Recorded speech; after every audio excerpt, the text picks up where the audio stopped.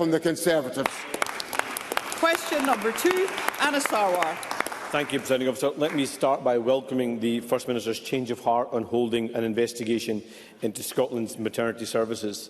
Less than 24 hours ago, after the heartbreaking testimony of mothers, he whipped his MSPs to vote against that investigation. But I'm glad he went home and thought again. Unfortunately, the situation in maternity services is just a snapshot of the crisis and chaos in our NHS. Scotland's ambulance service is also in crisis.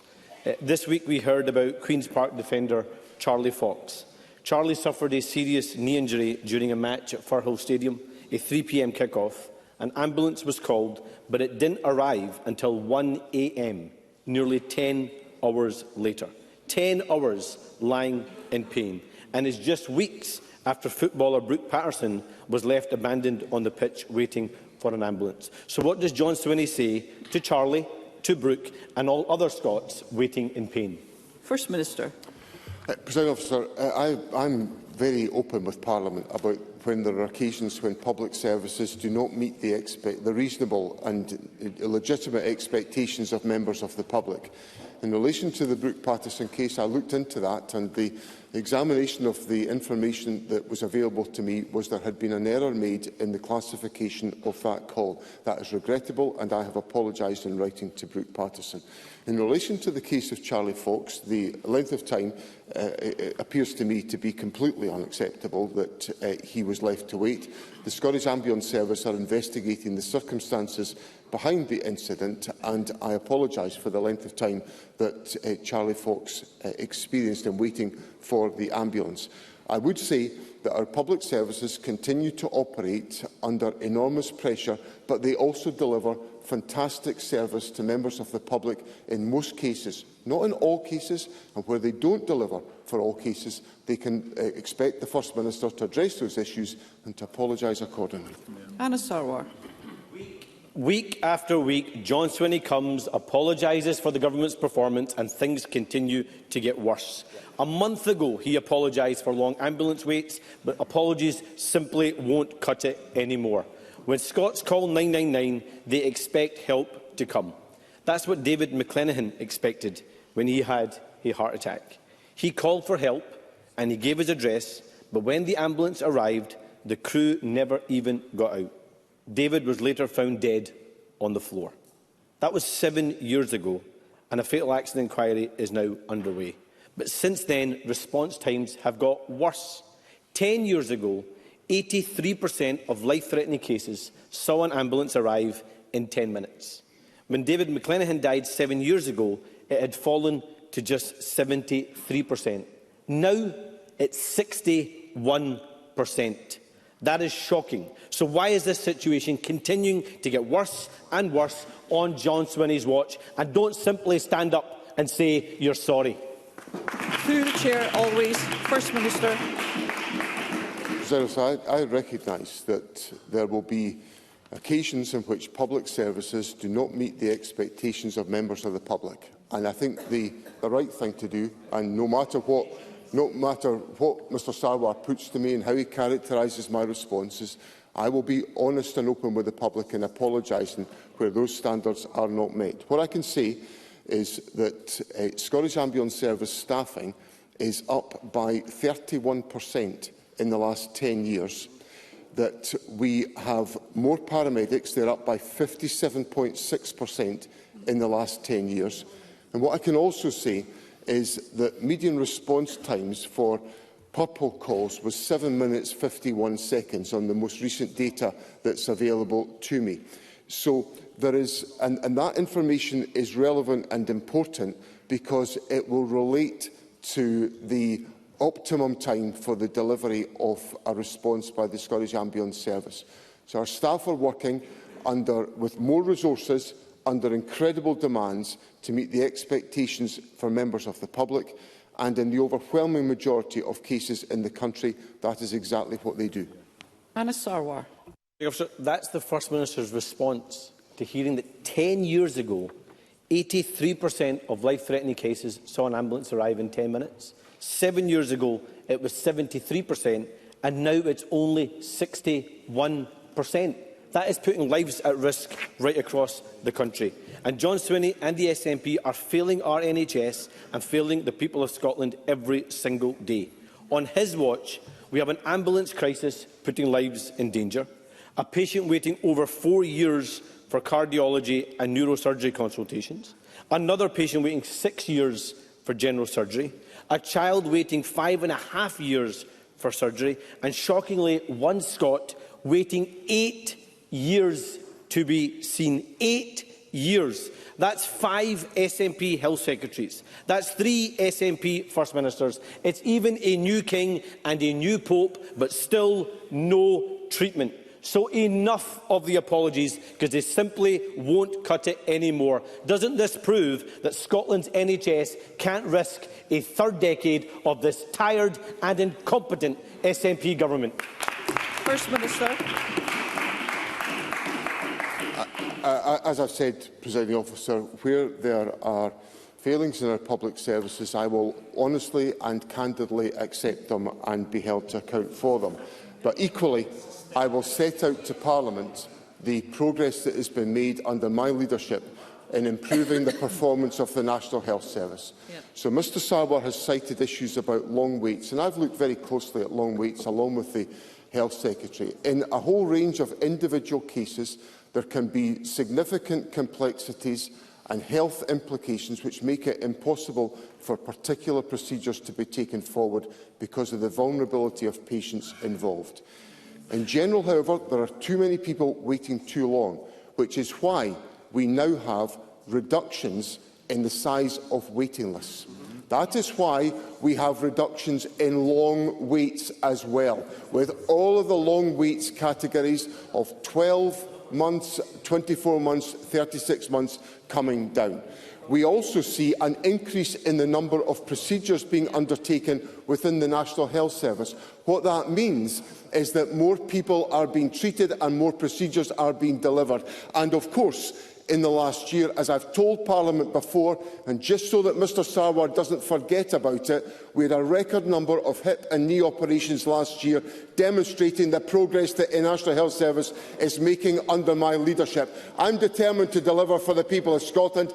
That's what the initiatives and the investment that we are making is delivering, and we intend to ensure that's applicable in every part of the country for the people of our country. Question number 3, Ross Greer. Thank you. The fossil fuel giant Equinor has submitted a new application to drill for more oil in the North Sea. But this time they've had to admit... Let's be courteous. This time, Presiding Officer, they've had to admit that the Rosebank oil field will be 50 times more polluting than what they first claimed. 250 million tonnes of carbon emissions, accelerating climate breakdown and destroying our hopes of keeping our planet safe. The First Minister's predecessors were crystal clear in their opposition to Rosebank. Nicola Sturgeon agreed that it would be the greatest act of environmental vandalism of her lifetime. Humza Yousaf said that approving the field was the wrong decision. But John Swinney has so far avoided taking a position, and he's quietly ditched the Scottish Government's energy strategy, the first draft of which opposed new oil and gas exploration. The science is clear. If we are to have any hope of changing course and preventing total climate breakdown, there can be no new oil and gas fields. Does the First Minister agree with Nicola Sturgeon that it would be the greatest act of environmental vandalism in our lifetime? Will he oppose the Rosebank oil field? First Minister. So, the approach that the Scottish Government has taken consistently through the work of my term as First Minister, the term of Humza Yousaf and also Nicola Sturgeon, was to insist upon the importance of a climate compatibility assessment about any development that comes forward. That is, of course, the position that has essentially been adopted in legal judgments that require the United Kingdom Government to go through the process they are currently going through in relation to the applications that are coming forward. So that is the point of consistency, that there needs to be any developments of oil and gas licensing have to be compatible with our journey to net zero. And the importance of that point is the fact, and I think this is very widely accepted, and I think members of the Green Party accept this, there will be for some time a requirement to utilise fossil fuels as we transition from our current situation to net zero. And the question that has to be addressed, given the requirements of society in that respect, is can any of that activity be compatible with our journey to net zero? And that's the policy position of the Scottish Government. Ross Greer.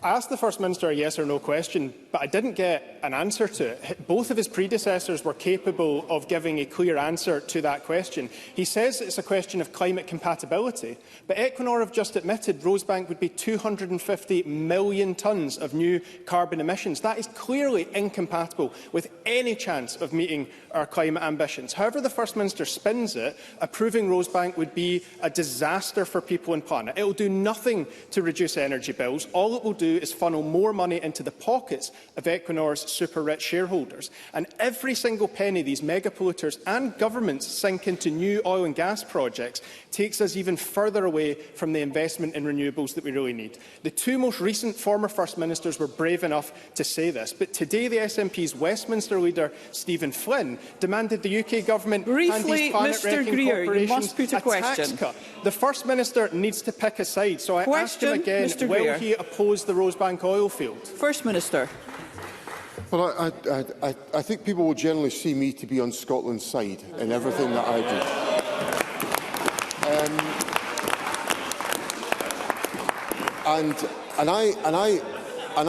I have to be. First Minister, sorry, I'm finding it difficult to hear here, and I know that those who have gathered in the gallery with us today would like to hear whoever is called to speak. First Minister. And I have to be mindful, Presiding Officer, of the fact that we are delivering a just transition. Not any old transition, a just transition. A just transition that enables me to look at the staff of oil and gas companies in the eye and say that we are doing everything to manage the transition to avoid the industrial devastation that Scotland experienced under the mercenary actions of the Conservative Government in the 1980s, which I will not repeat. So the Scottish Government recognises, and I've explained in my first answer to Mr Greer, that there will be a need for the utilisation of some oil and gas resources for the foreseeable future. That has to be undertaken in a way that is compatible with our journey to net zero, and that is the approach the Scottish Government will take. Question number 4, Christine Graham. Thank you very much, Presiding Officer. To ask the First Minister what discussions the Scottish Government has had with the UK Government regarding the implementation of the proposed scheme for the renovation of military homes in Scotland. First Minister. President Officer, when I provided evidence on behalf of the Scottish Government to the UK Government's Strategic Defence Review, I raised the fact that the quality and maintenance of service accommodation is a major concern for service families based in Scotland, and that the United Kingdom Government should ensure our service personnel and their families live in accommodation that is fit for purpose. Plans for this investment were initially announced in the Strategic Defence Review earlier this year, and to date there has been no discussions on the renovation of Ministry of Defence-owned housing in Scotland. Christine Graham. I thank the First Minister for his answer. And firstly, can I state, Presiding Officer, I am delighted that at last the UK Government is set on remedying the state of some military housing. And as one who represents Glencorse Barracks in my constituency, I am well aware how tough it is already for families of servicemen and women who have not a settled home, being nomadic on account of their partners' postings. So the very least they deserve is decent accommodation. So a big tick for that. However, in the recently published 124-page UK Defence Housing Strategy, there are only 4 references to devolved nations, and the use of surplus MOD land for civilian housing takes us straight into devolved competencies. So at paragraph 313, I quote, "It is important that the Defence Housing Service works in a collaborative way across the UK Government devolved governments." It appears, First Minister, there hasn't been any collaboration. Is there going to be any, or is this again trampling over devolved powers? First Minister. President Officer, all I can say to Christine Graham is that the Scottish Government would be very willing to take forward discussions with the UK Government, but there have been no discussions with the Ministry of Defence on their proposals on the funding of the renovation of military housing. The Scottish Government stands ready to do that because of the important issues of community connection that Christine Graham raises, and I can assure her that the Government is willing to take part in those discussions. Question number 5, Douglas Lumsden. To ask the First Minister when the Scottish Government will announce a timetable for improvement works on the A96 north of Inverurie following the publication of its Corridor Review consultation report. First Minister. President, the Scottish Government's position is that it is committed to fully dualling the A96. The feedback received following the publication of the draft Corridor Review outcomes, a summary of which was published in June, will help to inform the final decision on how best to take forward improvements while recognising the current economic challenges. Future decisions will be shaped by available and planned budgets, which will be influenced by the UK Government's autumn budget and the forthcoming Scottish Government Infrastructure Investment Plan, which will be published in the new year.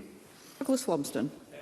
First Minister, the North East has been named Scotland's road death capital after 24 people were killed and a further 384 were injured across the region last year. Since the SNP first promised to dual the A96 under Alex Salmond's government in 2011, there have been no less than 16 transport secretaries and ministers, all of whom have kicked the can down the road.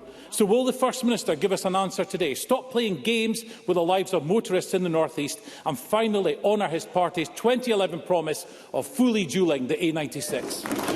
First Minister.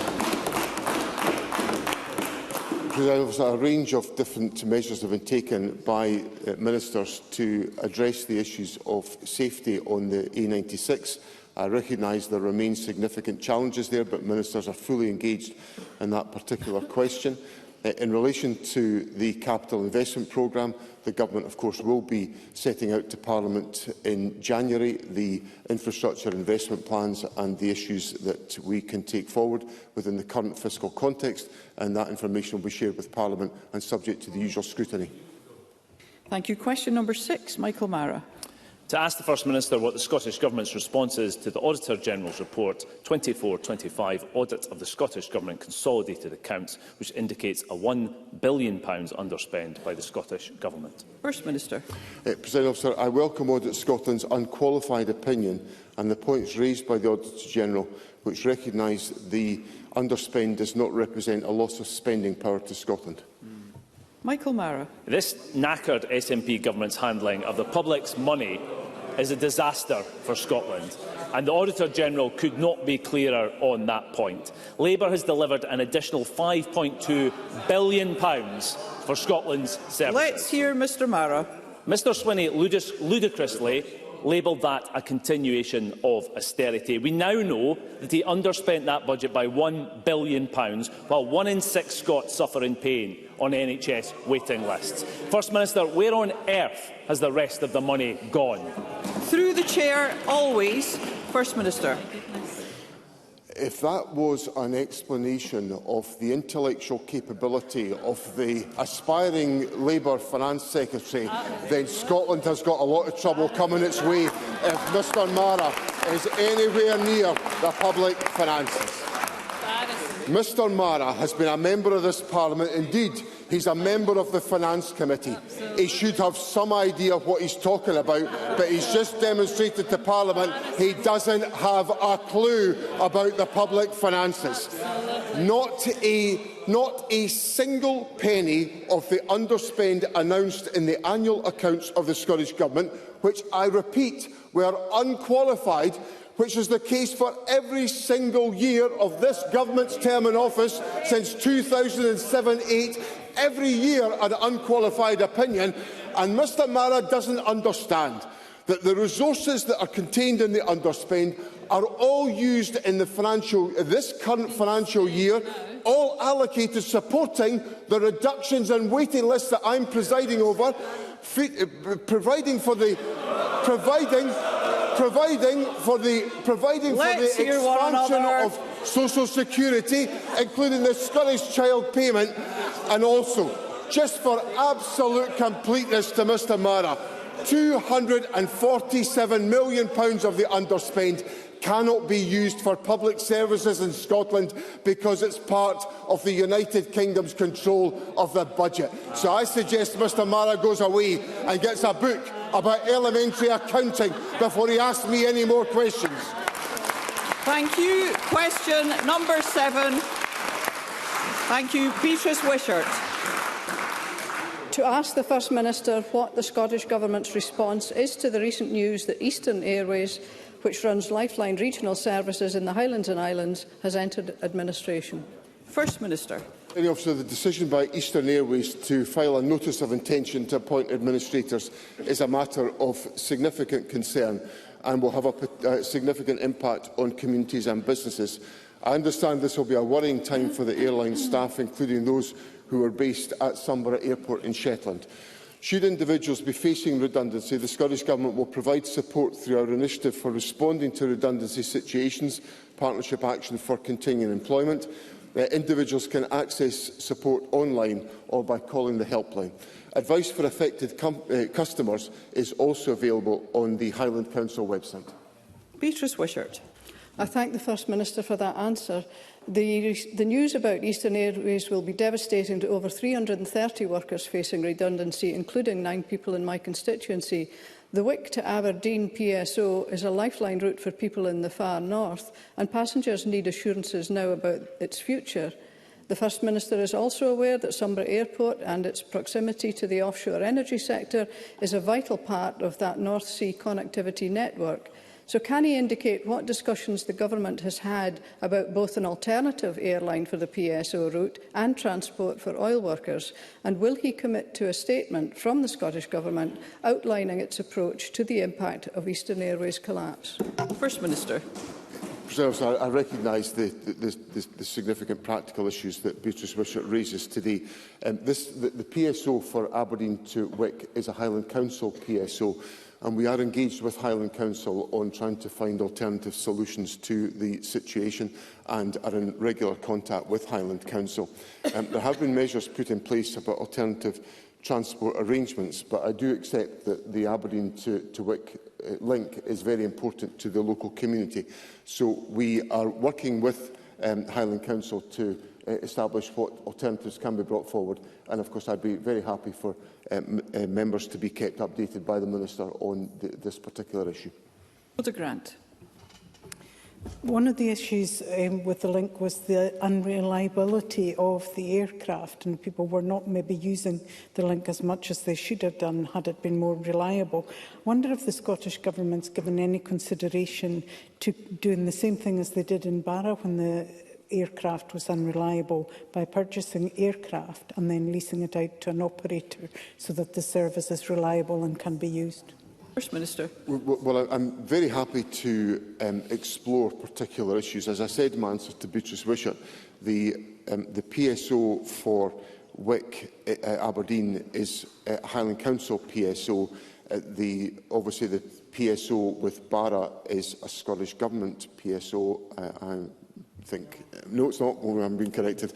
But let me say, I'll take the issue away and see, and we'll explore what are the possibilities, because I do acknowledge that the connections are important and the distances involved for other transport mechanisms are very significant for members of the public. But we'll explore the idea that Rhoda Grant has put to me.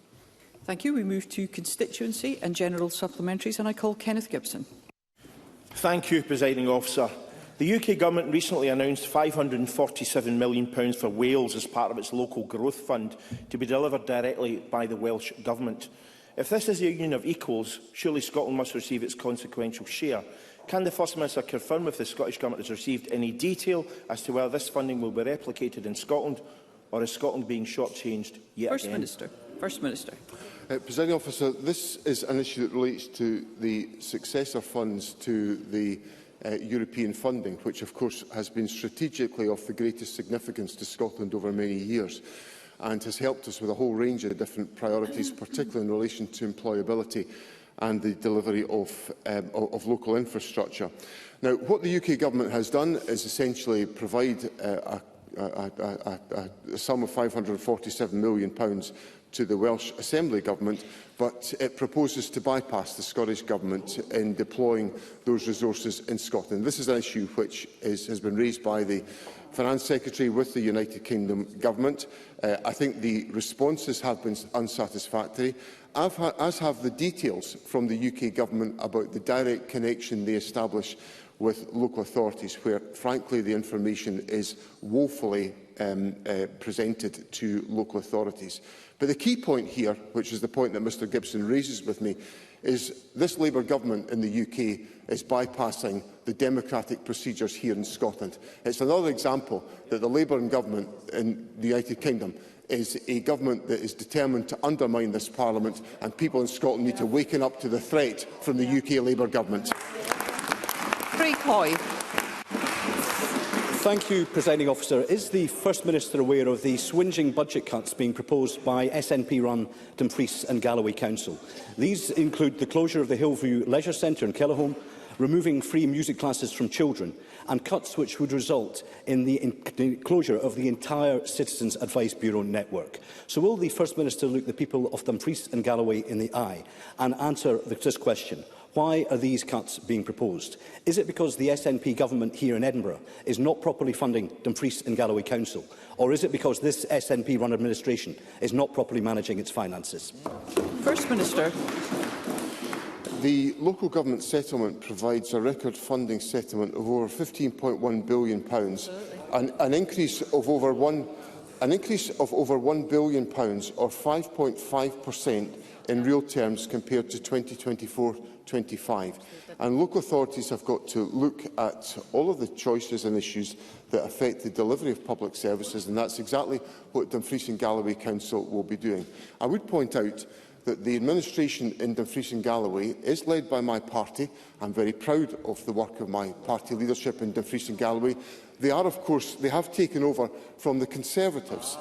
And, of course, as usual, everyone that takes over from the Conservatives has got to clean up the mess that the Conservatives leave behind them.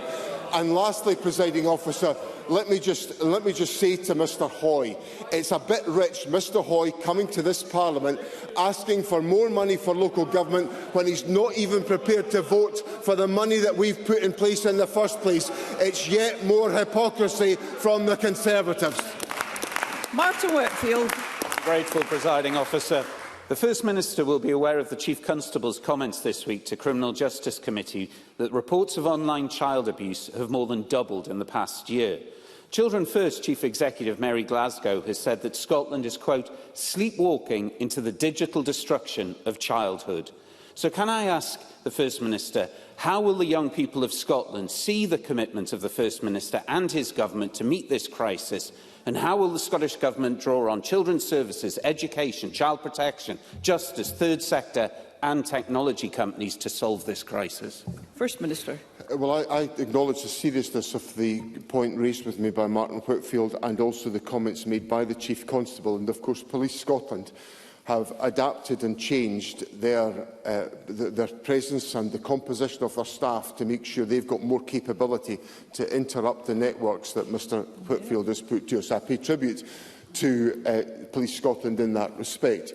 The National Child Sexual Abuse and Exploitation Strategic Group, which comprises operational partners, including Police Scotland, is taking forward a series of priorities and actions to effectively prevent, disrupt and provide support to victims of child sexual abuse and their families. So I assure Mr Whitfield of the determination of my government to work with all relevant partners, including Mary Glasgow, who I met yesterday and who's a fantastic individual and advocate on behalf of children, that we will do everything in our powers to address this situation.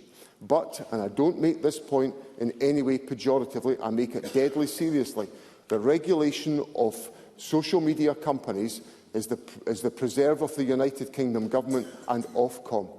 And I will be the most trenchant supporter of the toughest measures that we can put in place, the United Kingdom Government will put in place to regulate these individuals and organisations. Now, there are steps being taken forward by the UK Government in its Online Safety Act, but I do say that we will be prepared to work with the UK Government to maximise the effectiveness of those measures. We will take all the actions we can. I assure Mr Whitfield of that. But we also need to have the toughest stance on these organisations, because there is a lawlessness out there online. It's damaging our children, and it has got to be arrested. Audrey Nicholl. A recent report from Aberdeen and Grampian Chamber of Commerce has found that 1 in 4 businesses in the North East have cut jobs as a result of the UK Labour Government's fiscal regime. So does the First Minister agree with me that the UK Labour Government must urgently change course to protect the supply chain and local jobs? And can I ask, what steps can the Scottish Government take to protect industry and livelihoods in the North East?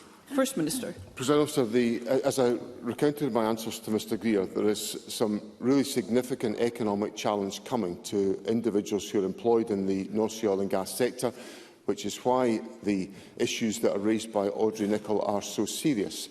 There is obviously the opportunity for us to build the renewable industries and the clean energies of the future, and the Scottish Government is taking that forward. But we have to do that. We have to make sure there is an alignment between that activity and the activities in relation to the oil and gas sector. Now, the Energy Profits Levy, which has been a key part of UK Government interventions, was always supposed to be a temporary measure. I think anyone looking at the performance of the Energy Profits Levy will demonstrate that it is contributing, that there are significant issues about its performance in relation to the public finances of the United Kingdom, and it's also having an effect on the oil and gas sector. So we have to, and employment in the oil and gas sector. So there has to be a very careful reassessment of the Energy Profits Levy, and I encourage the UK Government to do so. Finlay Carson. Presiding Officer, last week a receptionist in a local GP surgery in my constituency of Galloway had to call 999 for an ambulance for a patient. It took over 55 minutes for that call to be answered. And when it was, they were told there would be a 4-hour wait for an ambulance. And that doesn't take into consideration the 1-hour drive to the nearest A&E. First Minister, can you imagine being with a loved one who's suffered a heart attack or a stroke or an asthma attack and having to wait almost an hour just to have that call answered? So what reassurance can you give my constituents that they can expect a fit-for-purpose emergency response, both in getting through to 99 and receiving a timely ambulance care? Because there's no way that this is an emergency response. So what urgent action will you take to stop such unacceptable delays? Through the chair, please. First Minister. Well, if Mr Carston wants to furnish me with the details of the specific case, I will examine it, because certainly that length of time in waiting for a call to be answered sounds to me to be completely unacceptable. So if Mr Carston gives me those details, I'll look at them. What I would say to him is that the median response time for purple calls was 7 minutes 51 seconds, and the ambulance service will work extremely hard to make sure it meets the expectations of the public. Pam Duncan-Glancy. Thank you, Presiding Officer. Last week, my constituent waited for over 6 hours after presenting at A&E with significant blood loss and in severe pain. Not only was he left for hours, he was kept on a plastic chair with no blanket or no pain relief. Having lost blood, he was extremely cold and could have become hypothermic. Another constituent attended A&E following gallbladder removal. She had been vomiting, was in agony, and hadn't been to the toilet for ages. She was left sitting in a corridor without pain relief or medical attention for an entire day. They don't need apologies, First Minister. They need action. So can I ask the First Minister, what specific action will he take to ensure that my constituents get seen quickly and are warm, comfortable and given appropriate pain relief and not abandoned in a corridor to fend for themselves whilst they wait? First Minister. President, the action that I take is the action I take every single week, which is I meet with the leadership of the National Health Service to press for the strongest possible performance in our National Health Service.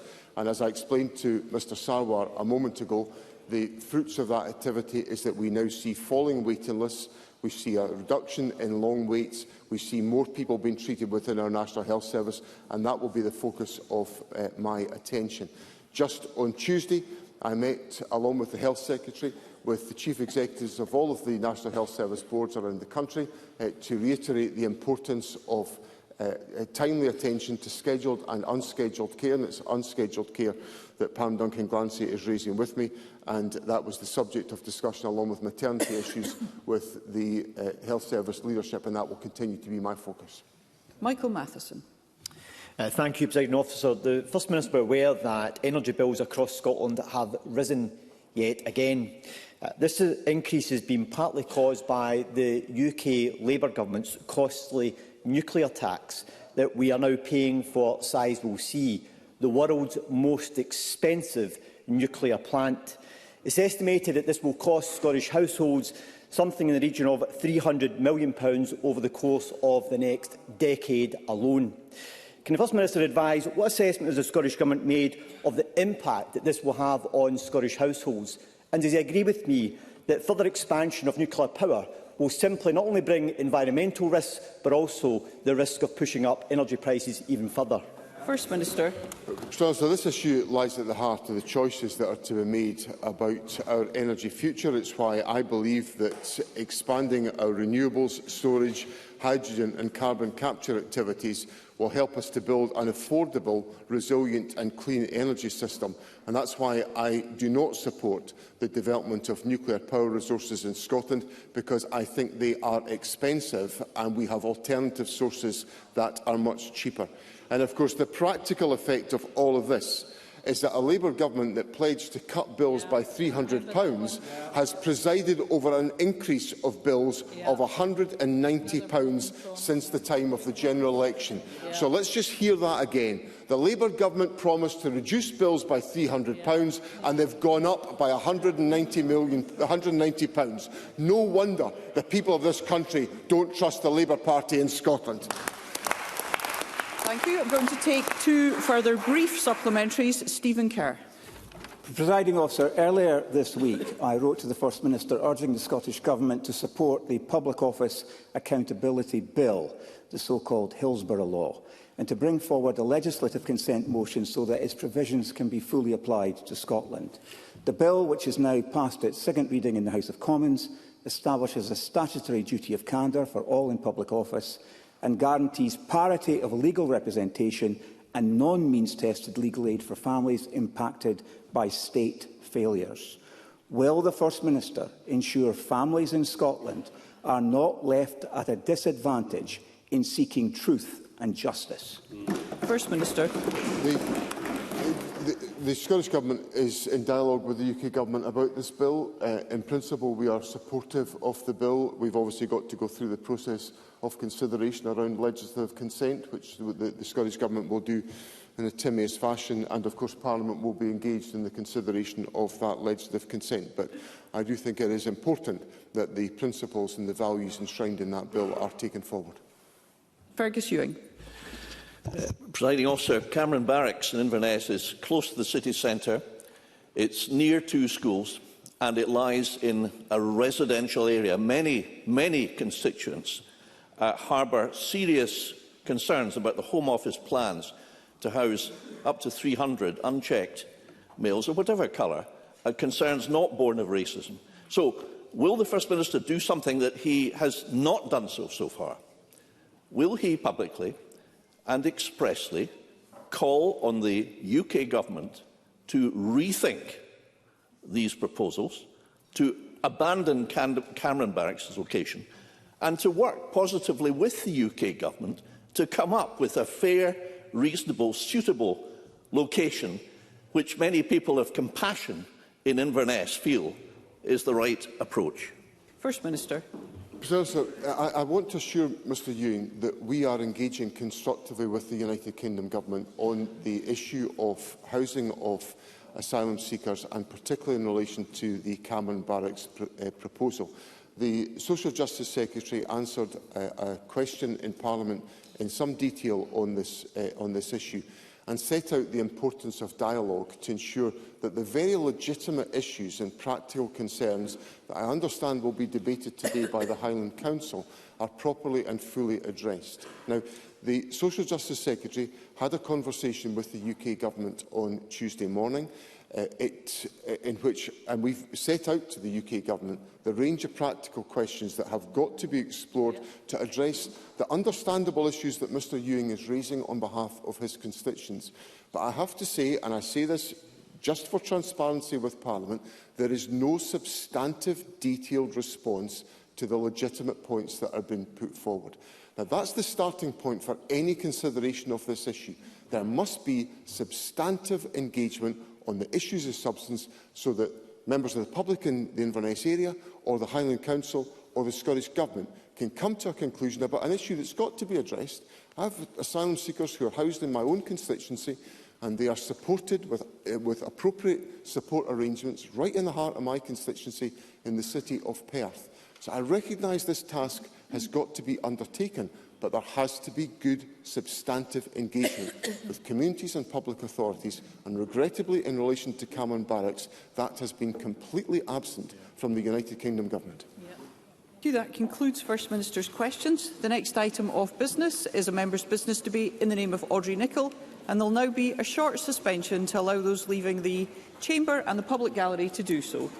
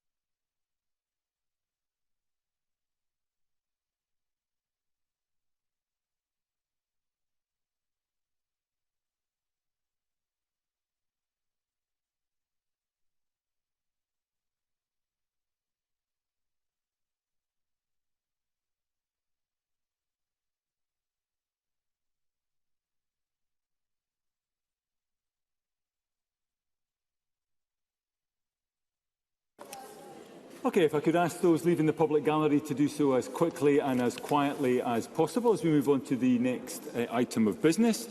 And the next item of business is a member's business debate on motion 19194 in the name of Audrey Nicholl on protecting Scotland's rivers. The debate will be concluded without any questions being put, but I'd invite members wishing to participate to press the request to speak button, and I call on Audrey Nicholl to open the debate. Around 7 minutes, Ms Nicholl.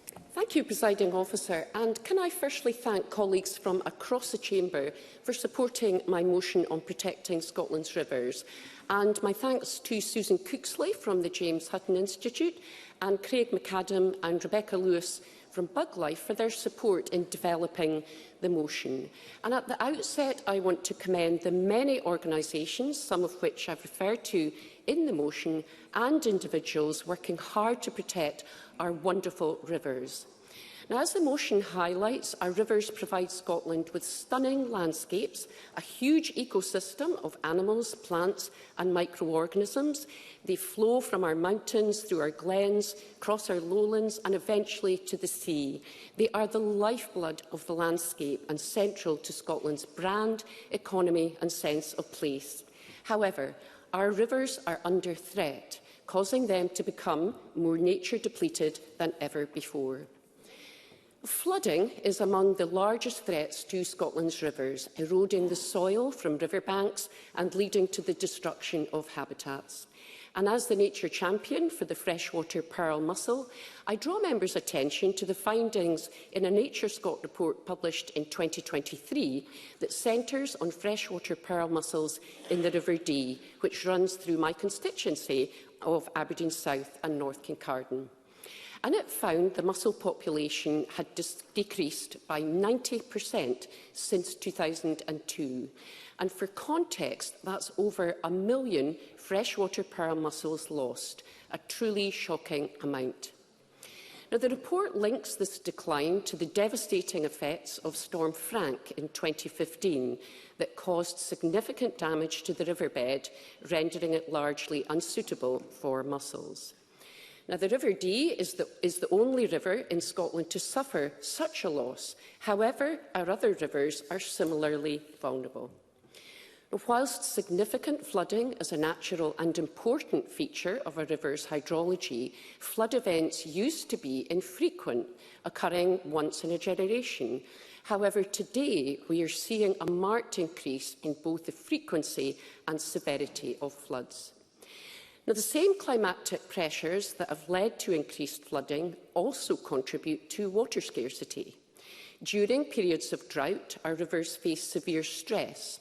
Reduced water levels, rising temperatures and lower oxygen concentrations combine to create harsh conditions for aquatic life.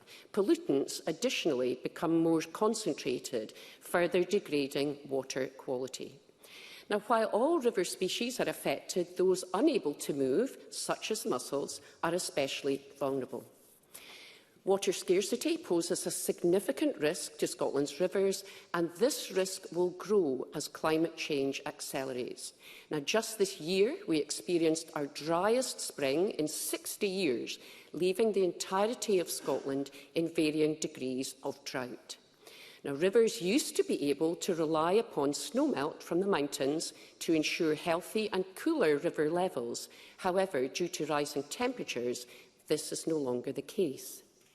Now, in the summer of 2018, it's estimated that 70% of Scotland's rivers experienced temperatures exceeding 23 degrees. This figure is notable as it's the temperature at which Atlantic salmon exhibit thermal stress. And concerningly, the Met Office are projecting that similar conditions could impact our rivers every other year by 2050. Now, many of our native species require colder river temperatures to live in. As such, riparian woodland expansion not only benefits biodiversity and the overall habitat, but it also provides the much-needed shade to cool our river waters. And I commend the River Dee Trust for their work to expand riparian woodland along the River Dee. This work is absolutely vital to the long-term survival of Dee salmon. Salmon, of course, host pearl mussel larvae until they drop off to the riverbed and grow into mussels. Now, many projects like this one are already supported through, for example, the Nature Restoration Fund. The Riverwoods Initiative is a nationwide effort to restore and protect Scotland's riverbank woodlands, and Peatland Action is supporting the improvement of degraded peatlands across Scotland. The Natural Environment Bill offers an opportunity to establish a legal framework for biodiversity targets, including in the freshwater ecosystem. However, an even greater scale of action is urgently needed. So my call to action today is to build on the work already underway and to develop a national approach to make our rivers and freshwater populations even more resilient to extreme climate events. And further still, considerations could be given to land management policies which drive evidence-based, prioritised catchment scale management, development of riparian woodland, and the diversification of upland land use to protect our natural water stores. I believe this aligns with the recently published Scottish Environment Link report, Restoring Scotland's Rivers, that highlights 10 key areas for improving Scotland's freshwater ecosystems, including adopting a source-to-sea approach, restoring natural processes to rivers and lochs, and tackling invasive non-native species. And I look forward to hearing the Cabinet Secretary's response to this proposition. So, Presiding Officer, the future of our rivers depends on the actions we take today. The devastating decline of freshwater pearl mussels in the River Dee serves as a stark indicator that change is urgently needed. Our rivers are crucial in sustaining Scotland's unique wildlife and biodiversity. More than that, though, they are central to Scotland's brand, economy and sense of place. So, in closing, I again thank members for their support in bringing this motion forward for debate today, and I very much look forward to hearing colleagues' contributions. Thank you. Thank you, Ms Nicholl. We now move to the open debate. I call Alexander Burnett to be followed by Emma Harper. Around 4 minutes, Mr Burnett. Thank you, Deputy Presiding Officer, and I refer members to my register of interest regarding the River Dee. Now, I previously had the privilege of serving as the link species champion for the freshwater pearl mussel, and so I'm delighted that Audrey Nicholl has taken on this role, as well as bringing today's debate to the Chamber. And I support this motion, which addresses the urgent need to protect our rivers and the species that depend on them. Because the River Dee is recognised as a special area of conservation for its efforts to protect Atlantic salmon, freshwater pearl mussels and otters.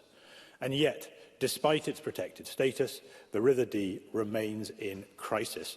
Wild Atlantic salmon numbers have dropped to critical levels, and Nature Scot reports a 70% decline in population over the past 25 years. Atlantic salmon are now officially classified as an endangered species in Scotland, and yet they play a central role in our ecosystem and economy. Wild fisheries contribute over £100 million annually to the national economy, supporting jobs, tourism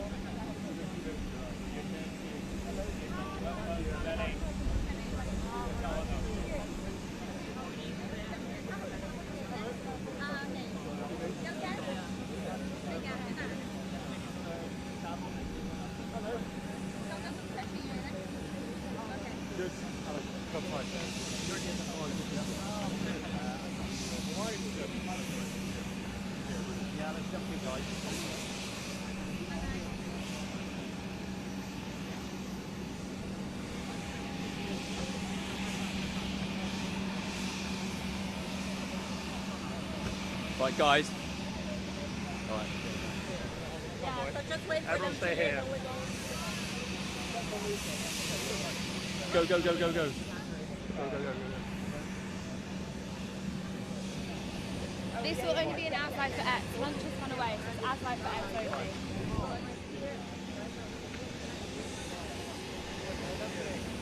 You happy, Martin? Everyone's voted? Yeah, everyone's voted. No one's left. Yeah,